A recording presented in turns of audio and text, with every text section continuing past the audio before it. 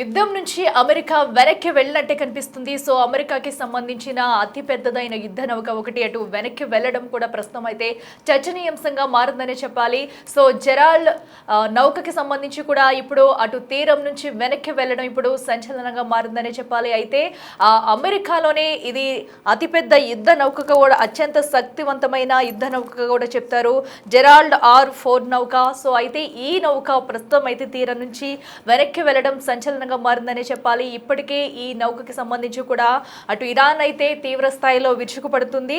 So grace లోని NATO స్థావరమైన క్రిటాక్ అయితే ఈ యుద్ధ నౌక చేరుకుంది. సో అక్కడి నుంచి కూడా వెనక్కి వెళ్తుంది. అయితే బయలుదేరిన జెరాల్డ్ R4 నౌక అయితే అమెరికాలోనే అత్యంత శక్తివంతమైన యుద్ధ నౌకగా కూడా పేరు ఉంది. అయితే ఇటీవల నౌకపై కూడా ఇరాన్ అయితే భీకర దాడి చేసింది. సో దీంతో పెద్ద ఎత్తున అగ్నికి ఆహుతైపోయిందని చెప్పాలి. సో చూడొచ్చు మనం ఆ నౌకలో ఎంత పెద్ద మొత్తంలో మంటలు వ్యాపించాయనేది కూడా. సో ఇరాన్ అయితే ఈ నౌకను టార్గెట్ చేసుకునే అత్యంత శక్తివంతమైన ఈ హెరాల్డ్ నౌకనైతే టార్గెట్ జెరాల్డ్ R4 నౌక ఇది ఎంతో అమెరికాలోనే శక్తివంతమైన నౌకగా చెప్తారు. సో ఇలాంటి నౌక మీద ఇరాన్ అయితే అటు డ్రోన్లతో విరుచుకుపడింది. దీంతో పెద్ద ఎత్తున అయితే మంటలు వ్యాపించాయి. ఒక్కసారిగా బిగ్ టీవీ స్క్రీన్ మీద ఆ విజువల్స్ కూడా మనం చూడొచ్చు. సో దీంతో యుద్ధం నుంచి నౌక అయితే వెనక్కి వెళ్ళడంతో కూడా యుద్ధం నుంచి అమెరికా వెనక్కి వెళుతుందా అనే ప్రశ్నలు కూడా ప్రస్తుతం అయితే వస్తున్నాయి. సో అయితే ఇటీవలే నౌక కూడా ఈ నౌకపై అయితే ఇరాన్ అయితే భీకర దాడి చేసింది. సో దాడిలో ఈ నౌకకు తీవ్ర నష్టం వాటిల్లిందని చెప్పాలి. దాదాపు 30 గంటల పాటు అయితే అగ్నికలలు ఎగిసిపడ్డాయి. సో 30 గంటల పాటు అగ్నికలలు వస్తూనే ఉన్నాయంటే ప్రమాదం ఎంత తీవ్రతలో ఉందనేది కూడా అర్థం చేసుకోవచ్చు. ఇరాన్ అటు ఏకధాటిగా విజృంభిస్తూ వచ్చింది. సో ఈ నేపథ్యంలోనే వరుసగా 30 గంటల వరకు కూడా అగ్నికలలు ఎగిసిపడుతూనే ఉన్నాయి. సో ఈ నేపథ్యంలోనే అక్కడి నుంచి నౌక అయితే వెనక్కి వెళ్ళినట్టు తెలుస్తుంది. సో దీంతో అటు 70 ఈ నౌకకు కూడా చాలా ప్రత్యేకత ఉందనే చెప్పాలి. 75కు పైగా యుద్ధ విమానాలను మోసుకెళ్లే సామర్థ్యం ఈ నౌకకు ఉంది. సో 75 పైగా యుద్ధ విమానాలంటే ఈ నౌక ఎంత అతి పెద్దదనేది కూడా మనం అర్థం చేసుకోవచ్చు. సో అలాంటి నౌకపై ఇరాన్ వరుస దాడులు చేస్తూ వచ్చింది. ఏకధాటిగా కూడా డ్రోన్లతో మిస్సైళ్లతో విజృంభించిందని చెప్పాలి. దీంతో పెద్ద ఎత్తునైతే నౌక మొత్తం కూడా మంటలతో ఎగిసిపడుతూ ఉంది. సో దీంతో ఈ దాడిలో కూడా నౌకకు తీవ్ర నష్టం వాటిల్లిందనే చెప్పాలి. సో అత్యంత శక్తివంతమైన యుద్ధ నౌకగా పేరున్న ఈ నౌక అయితే దాడి చెందడం పట్ల సో ఇప్పటి వరకు కూడా పెంటగాన్ అయితే ఎక్కడా స్పందించలేని పరిస్థితి అయితే కనిపించింది. సో దీంతో ఇప్పుడు అమెరికా ఏం చేయబోతుంది, ఈ నౌక కంప్లీట్గా వెనక్కి వెళ్ళిపోయిందా, సో దీని పరిస్థితి ఏంటనేది కూడా తెలియాల్సి ఉంది.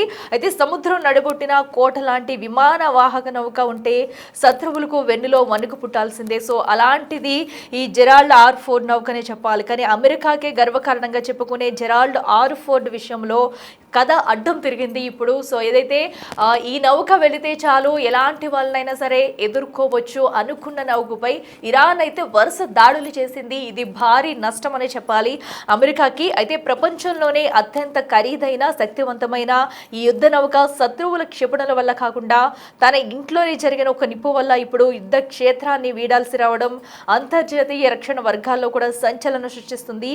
ఇక అయితే అసలు రాత్రి ఏం జరిగింది, ఒక చిన్న లాండ్రీలో మొదలైన మంటలు 30 గంటల పాటు ఎలా కొనసాగాయి అనేది కూడా ఉత్కంఠ భరితంగా మారిందని చెప్పాలి.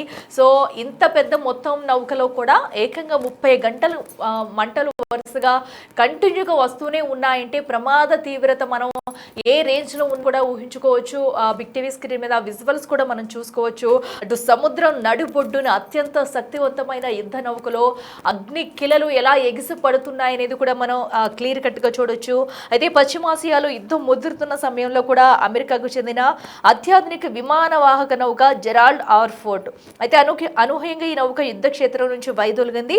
ప్రస్తుతం ఇది మెల్లగా గ్రీస్ లోని నాటో స్థావరమైన క్రిటే వైపు మరమ్మతుల కోసం ప్రయాణిస్తుంది. సో ఇదైతే పూర్తిగా పాక్షికంగా కూడా చాలా వరకు నౌక అయితే దెబ్బతింది.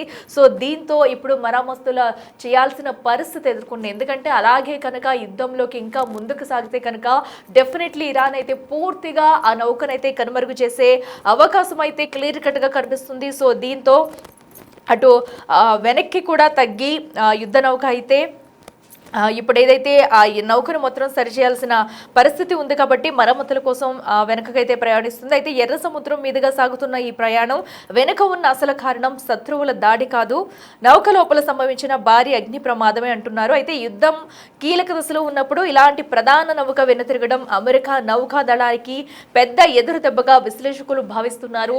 సో ఏదైతే అమెరికా ఇప్పటికే మనం చూస్తున్నాము, ట్రంప్ ఎక్కడా కూడా మేము వెనక్కి తగ్గము, ఇరాన్ని మొత్తం అంతం చేస్తున్నాము, ఇరాన్ దగ్గర ఎలాంటి అణ్వాయుధాలు ఉండడానికి వీలు లేదంటూ కూడా చెప్పుకుంటున్న ట్రంప్ ఇప్పుడు ఏదైతే అత్యంత శక్తివంతమైన ఈ నౌక వెనుతిరగడం పట్ల అయితే ఇప్పుడు అమెరికా మీద అయితే నెటిజన్లు విమర్శలు గుప్పిస్తున్నారని చెప్పుకోవాలి. అసలు ఎందుకు ఇంత పెద్ద యుద్ధ నౌక వెనుతిరిగి రావాల్సి వచ్చింది? సో అంటే అమెరికా స్థాయి ఎక్కడ తగ్గిపోతుంది అనేది కూడా ప్రస్తుతం అయితే చర్చనీయాంశంగా మారిందని చెప్పాలి. ఇక మార్చి 12వ తేదీన ఈ భారీ నౌకలోని లాండ్రీ విభాగంలో ఒక్కసారిగా మంటలు చెలగాయి. పెంటగాన్ వర్గాలు ఈ ప్రమాద తీవ్రతను తగ్గించి చూపించినప్పటికీ కూడా వాస్తవ పరిస్థితులు అయితే భయంకరంగానే ఉన్నట్లు తెలుస్తుంది. ఇక న్యూయార్క్ టైమ్స్ నివేదిక ప్రకారం అంటే కొన్ని పత్రికా ఛానళ్లు కూడా దీనికి సంబంధించి కూడా కథనాలు అయితే వెలువరించాయి. ఈ అగ్నికళలు ఏకంగా 30 గంటల పాటు ఆగకుండానే వస్తూ ఉంటాయన్నట్టు కూడా కథనాలు అయితే ప్రచారం చేశాయి. సో దీంతోనే అసలు ఈ నౌక పరిస్థితి ఏంటనేది కూడా వెలుగులోకి వచ్చిందని చెప్పాలి. అయితే ఒక అత్యున్నత సాంకేతికత కలిగిన నౌకలో మంటలను ఆర్పడానికి ఇంత సుదీర్ఘ సమయం పట్టడం ఆ నౌకలోని ఫైర్ సేఫ్టీ వ్యవస్థలపై అనేక అనుమానాలను రేకెత్తిస్తుంది. ఒక పక్కన ఎందుకు ఇంత సమయం పట్టాల్సి వచ్చింది, అసలు ఏం జరిగింది, 30 గంటల పాటు మంటలు ఏకదాటిగా ఎలా కొనసాగాయి అనేది కూడా ప్రస్తుతం అయితే పలు అనుమానాలకు తావిస్తుంది. మరి దీనిపై ఏమైనా వాంటెడ్గా జరిగిందా, అసలు ఎందుకు ఒక నౌకలో ఇంత పెద్ద యుద్ధ నౌకలో కూడా అన్ని గంటలు మంటలు ఎలా వ్యాపించాయి, సో ఎందుకు వెంటనే వాటిని ఆర్పివేయలేదు అనే అనుమానాలు అయితే ప్రస్తుతం అయితే కంటిన్యూగా వస్తున్నాయని చెప్పాలి. అయితే ఈ ప్రమాదంలో 2 సైలర్లకు గాయాలవగా ఆస్తి నష్టం ఊహించని స్థాయిలో జరిగింది. నౌకలను సుమారు 600 మంది సిబ్బందికి సంబంధించిన బెడ్లు పూర్తిగా కాలిపోయినట్టు సమాచారం. అంటే వందలాది మంది సైనికులు ఇప్పుడు నివసించడానికి సరైన వసతి లేని పరిస్థితి నెలకొంది. అందుకే తక్షణమే చేయగలిగిన మరమ్మతులు పూర్తి చేసుకోవడానికి క్రిటేలోని సౌదా బేకు ఈ నౌకనైతే తరలిస్తున్నారు. సో అక్కడికి వెళ్ళిన అనంతరం కూడా ఈ నౌకలోని ఇప్పటికే మనం చూస్తున్నాం కదా, ఏదైతే పూర్తిగా చాలా మొత్తం వరకు కూడా అక్కడ లోపల ఉండే వరకు బెడ్లు కానివ్వండి అన్నీ పూర్తిగా దెబ్బతిన్నాయి. సో వాటన్నిటిని మరమ్మతులు చేసుకోవడానికైతే ఈ నౌక అయితే అక్కడికి వెళ్ళినట్టయితే తెలుస్తుంది. క్యారియర్ స్ట్రైక్ గ్రూప్లోని మిగిలిన నౌకలు మాత్రం ఇప్పటికీ యుద్ధ క్షేత్రంలోనే ఉండి తమ కార్యకలాపాలను కొనసాగిస్తున్నాయి. అయితే ఈ నౌకతో పాటు ఏదైతే జెరాల్డ్ ఆర్ఫోర్డ్ నౌకతో పాటు మరికొన్ని యుద్ధ నౌకలు అయితే సో ప్రస్తుతం అక్కడే ఉన్నాయి. ఈ యుద్ధ నౌక మాత్రం కేవలం మరమ్మతులు చేసుకోవడానికి అయితే వెనుతిరిగింది. మరి మళ్ళీ వెళతాదా లేదా అనేది కూడా ప్రస్తుతం అయితే ఇంకా ప్రశ్నార్థకరంగా ఉందనే చెప్పాలి. ఎందుకంటే ఇంత పెద్ద మొత్తంలో పాక్షికంగా దెబ్బతిన్న నౌక మరమ్మతుల అనంతరం వెళ్ళడానికి అసలు ఛాన్స్ ఉంటుందా? ఎందుకంటే ఇప్పటికే ఒక పక్కన ఇరాన్ అయితే ఒక పక్క నుంచి దాడులు కొనసాగిస్తుంది, మరొక పక్కన దీనికి సంబంధించి అగ్ని ప్రమాదం అంటున్నారు. ఏకంగా 30 గంటల పాటు అయితే ఈ అగ్నికళలు ఎగిసిపడుతూనే ఉన్నాయి. అసలు ఏం జరిగింది, మళ్ళీ యుద్ధానికి వెళ్ళడానికి ఈ నౌక సిద్ధం అవడానికి ఎంత సమయం పడుతుంది అనేది కూడా ఇప్పుడు పెద్ద క్వశ్చన్ మార్క్ అని చెప్పాలి.